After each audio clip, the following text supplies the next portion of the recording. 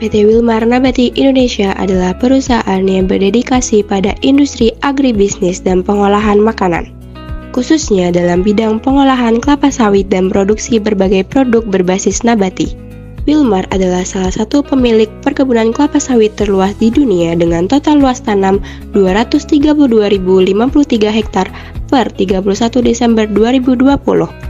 Pada tahun 2022, seluas 8.588 hektar kebun sawit milik petani yang bermitra dengan perusahaan tersebut telah mengantongi sertifikat ISPO atau Standar Sawit Berkelanjutan Indonesia. Di balik kekayaan tersebut, PT Wilmar Nabati Indonesia memastikan bahwa operasional perusahaan berjalan sesuai rencana, tujuan bisnis tercapai, dan adaptasi terhadap perubahan pasar serta tantangan lingkungan dilakukan secara efektif. Maka dari itu, kami akan membahas mengenai evaluasi implementasi pengendalian PT Wilmar Nabati Indonesia. Sebuah perusahaan yang ingin melakukan pengendalian maka perlu adanya sasaran atau tujuan. Begitu pula dengan PT Wilmar Nabati Indonesia yang telah menetapkan tujuan atau sasaran pada tahun 2023, yaitu terdapat 3 tujuan. Yang pertama, pengoperasian unit produksi yang efektif dan efisien. Nah, untuk tujuan pertama ini memiliki 3 poin utama, yaitu preventive maintenance, target minimalnya 80% realisasi per bulan untuk mencegah kerusakan peralatan listrik dan instrumentasi. Lalu poin yang keduanya itu unplanned maintenance, target maksimal 15% per bulan untuk menjaga kerusakan tak terduga. Dan poin yang ketiga itu breakdown electrical and instrument failure, yang berarti target maksimal 0,125% per plan per bulan untuk membandingkan kinerja antar pabrik. Tujuan atau sasaran yang kedua yaitu kepatuhan terhadap sistem keamanan pangan atau pakan dan kualitas. Memiliki 2 poin utama, yaitu hasil audit eksternal yang targetnya itu 0 major atau critical finding dan maksimal 6 minor finding per bulan untuk memastikan standar keamanan dan kualitas. Lalu poin yang kedua itu improvement dengan target 2 ide perbaikan yang diajukan dan diimplementasikan per bulan untuk meningkatkan kinerja dan efisiensi. Tujuan yang ketiga atau sasaran yang ketiga mengenai peningkatan budaya safety yang memiliki 3 poin. Yang pertama itu zero accident, yang berarti memiliki target 0 kasus kecelakaan dan cedera per bulan. Lalu yang kedua itu unsafe WILSO, yang berarti target maksimal 5% pelanggaran standar WILSO per bulan. Lalu yang ketiga itu ada poin housekeeping, yang berarti target area kerja berwarna biru harus bersih dan rapi per bulan berdasarkan standar kebersihan dan kerapihan. Berdasarkan penjelasan tadi, dapat dikatakan bahwa PT Wilmar Nabati Indonesia itu telah memenuhi kriteria SMART, yaitu specific, measurable, achievable, relevant, timely, atau time-bound. Nah, dapat dikatakan spesifik karena telah dijelaskan mulai dari tujuan prioritas, alat ukur atau item KPI yang dipakai, target maksimal, hingga jangka waktu yaitu kebanyakannya per bulan. Lalu yang kedua itu dapat dikatakan measurable atau dapat diukur karena KPI yang ditentukan dengan target maksimal atau minimal dalam bentuk persen. Lalu dapat dikatakan achievable atau dapat dicapai karena telah menentukan tujuan prioritas yang mana merupakan hasil evaluasi dan dilakukan pengukuran secara objektif. Lalu yang keempat, dapat dikatakan relevan karena sesuai dengan tujuan jangka panjang yang berkelanjutan dan mencapai keunggulan operasional. Lalu yang keempat, dapat dikatakan time-bound atau timely karena tujuan tersebut spesifik, terukur, relevan, dan realistis berdasarkan kapasitas dan sumber daya perusahaan. Maka tujuan-tujuan tersebut akan memenuhi kriteria deadline yang realistis, yaitu per bulan. Hasil dari wawancara kami menjelaskan bahwa PT Wilmar Nabati Indonesia sebagian besar telah tercapai tujuannya. Pada divisi pemeliharaan operasional sendiri telah mendapatkan nilai B+ dengan total pencapaian 85%. Struktur pengawasan di PT Wilmar Nabati Indonesia menunjukkan komitmen perusahaan untuk mencapai tujuannya melalui sistem yang terukur dan akuntabel. Mulai dari tingkat pengawasan mereka, yaitu ada 3 tingkat pengawasan. Yang paling bawah yaitu first line management, bertanggung jawab atas operasional sehari-hari dan pengawasan langsung terhadap pekerja. Yang kedua, middle management, bertanggung jawab atas koordinasi dan supervisi offline management serta penyampaian instruksi dari manajemen atas.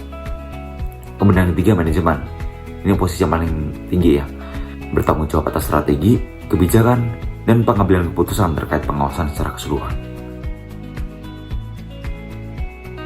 PT Wilmar memiliki 2 macam KPI, Yang pertama, KPI divisi.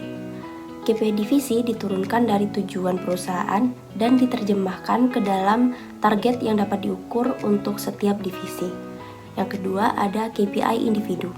KPI individu diturunkan dari KPI divisi dan diterjemahkan ke dalam target yang dapat diukur untuk setiap karyawan. Lalu, ada pengukuran kinerja yang jelas. Yang pertama, pengawasan berjenjang. Setiap tingkatan pengawasan memiliki tanggung jawab dan kewenangan yang jelas, sehingga tercipta alur pengawasan yang terstruktur dan efektif. Kedua, ada KPI yang terukur. Setiap karyawan memiliki KPI individu yang jelas dan terukur, sehingga kinerja mereka dapat dievaluasi dengan objektif. Item KPI yang terukur ini sudah dapat dilihat dari tabel measurement di bagian target dan tujuan perusahaan.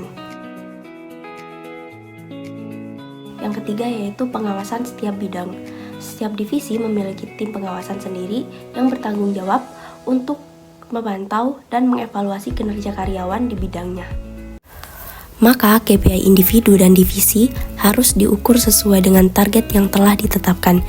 Jika ada yang tidak tercapai, maka perusahaan PT Wilmar Nabati Indonesia perlu melakukan evaluasi dan membuat corrective action and preventive action atau CAPA. Misalnya, dari contoh tujuan yang telah ditetapkan, jika pada bulan Mei pencapaian atau realisasi preventive maintenance kurang dari 80% dari total work hours, maka pada bulan Juni, perusahaan wajib membuat rencana korektifnya untuk memastikan target realisasi preventive maintenance dapat tercapai lebih dari 80%. Tingkat toleransi penyimpangan di PT Wilmar bersifat variatif dan tergantung pada jenis penyimpangan dan juga departemennya.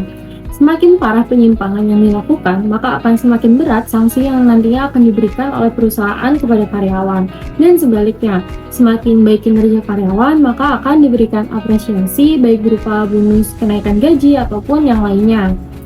Misal, Departemen Pemeliharaan Operasional memiliki tingkat toleransi penyimpangan untuk kalibrasi peralatan terkait kualitas produk sebesar maksimal 1%. Kemudian untuk rasio maintenance, batasan maksimalnya mencapai 15% dari total jam kerja. Nah, apabila tidak sesuai dengan standar operasional, maka karyawan akan mendapatkan sanksi seperti pengurangan gaji, pengurangan nilai karyawan, hingga PHK. Ada dua faktor penentu tingkat toleransi. Yang pertama yaitu parameter operasional yang harus dijaga. Kemudian yang kedua yaitu dampak penyimpangan pada kualitas produk, reliabilitas, dan juga efisiensi. Penetapan kebijakan dan prosedur untuk menangani penyimpangan yang melebihi toleransi bisa berupa sanksi hingga PHK. Terjadinya penyimpangan yang melebihi toleransi akan berdampak pada kinerja karyawan dan pemberian sanksi seperti pemotongan gaji, mutasi, atau bahkan PHK. Lalu, untuk penyimpangan yang ada di bawah toleransi, perusahaan menetapkan kebijakan dan juga prosedur untuk memberikan apresiasi terhadap karyawan atau divisi. Terjadinya penyimpangan di bawah toleransi ini akan berdampak pada pemberian apresiasi guna meningkatkan kinerja karyawan, seperti bonus, kesempatan karir, atau penghargaan. Dikarenakan pada tahun 2020 hingga 2022 Indonesia mengalami wabah COVID-19, hal ini berdampak kepada banyak perusahaan. Banyak sekali perusahaan di Indonesia yang mengalami kebangkrutan, kerugian, bahkan penurunan kinerja karyawan. Hal ini juga dirasakan oleh PT Wilmar Nabati Indonesia. Bahkan mereka merasakan dampaknya hingga di tahun 2023. Oleh karena itu, mereka berharap di tahun 2024 nanti mereka bisa semakin stabil. Mereka bisa memenuhi target-target yang telah ditetapkan di tahun 2024 nanti. Dan mereka bisa secara maksimal mencapai tujuan perusahaan mereka bersama. Pengendalian adalah elemen kunci dalam manajemen yang memastikan kegiatan organisasi berjalan sesuai rencana dan memperbaiki penyimpangan. Proses ini memungkinkan organisasi mencapai tujuan secara efektif dan efisien. Ada 3 hal utama dalam pengendalian. Yang pertama, mengukur kinerja aktual, yaitu dengan melakukan pemantauan dan pengumpulan data hasil kegiatan atau proses operasional. Yang kedua, membandingkan kinerja dengan standar, dengan mengadakan evaluasi sejauh mana tujuan tercapai dengan membandingkan kinerja aktual dengan target atau prosedur operasional yang telah ditetapkan. Yang ketiga, mengambil tindakan korektif, yaitu dengan melakukan penyesuaian strategi, alokasi sumber daya, pelatihan karyawan, atau perubahan proses operasional untuk memperbaiki penyimpangan. PT Wilmar Nabati Indonesia telah menetapkan pengendalian berkala dalam operasional mereka. Mereka mengukur kinerja setiap divisi untuk memantau pencapaian tujuan seperti tingkat produksi, kualitas produk, kepuasan pelanggan, dan efisiensi sumber daya. Dengan membandingkan kinerja aktual dengan standar yang ditetapkan, mereka telah mengidentifikasi dan memperbaiki area kurang optimal. Tindakan korektif yang diambil membantu meningkatkan kinerja keseluruhan organisasi dan daya saing di pasar.